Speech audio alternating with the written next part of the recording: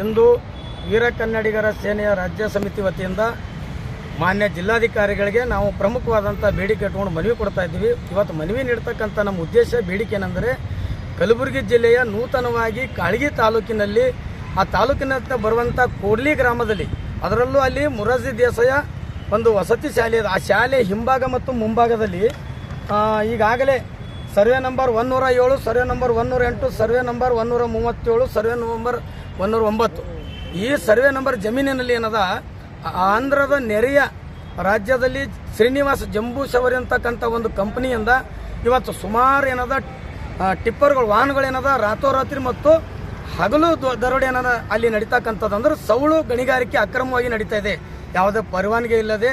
ಈ ರೀತಿ ಏನದ ಸರ್ಕಾರಕ್ಕೆ ಇವತ್ತು ಲಕ್ಷಾಂತರ ರೂಪಾಯಿ ಕೋಟ್ಯಾಂತರ ರೂಪಾಯಿ ಮೋಸವನ್ನು ಮಾಡ್ತಕ್ಕಂಥ ಕೆಲಸ ಕೋಡ್ಲಿ ಗ್ರಾಮದ ಮೊರಾರ್ಜಿ ದೇಸಾಯಿ ಅಕ್ಕಪಕ್ಕ ಜಮೀನಿನಲ್ಲಿ ನಡೆದಿದೆ.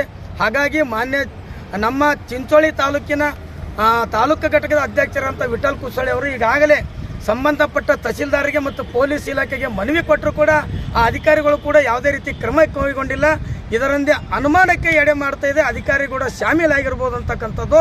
ಹಾಗಾಗಿ ಮಾನ್ಯ ಜಿಲ್ಲಾಧಿಕಾರಿಗಳಿಗೆ ನಾವು ಮನವಿ ಕೊಡ್ತಾ ಇದ್ದೀವಿ, ದಯಮಾಡಿ ಆ ಕೋಡ್ಲಿ ಗ್ರಾಮಕ್ಕೆ ಶೀಘ್ರ ಭೇಟಿ ಕೊಟ್ಟು ಅಲ್ಲಿನ ಅಕ್ರಮ ವ್ಯವಹಾರಕ್ಕೆ, ಅಕ್ರಮ ಗಣಿಗಾರಿಕೆಗೆ ಕಡಿವಾಣ ಹಾಕಬೇಕಂತೇಳಿ ನಾವು ಇವತ್ತು ಮನವಿ ಮಾನ್ಯ ಜಿಲ್ಲಾಧಿಕಾರಿ ಮಾಡ್ತಾ ಇದ್ದೀವಿ.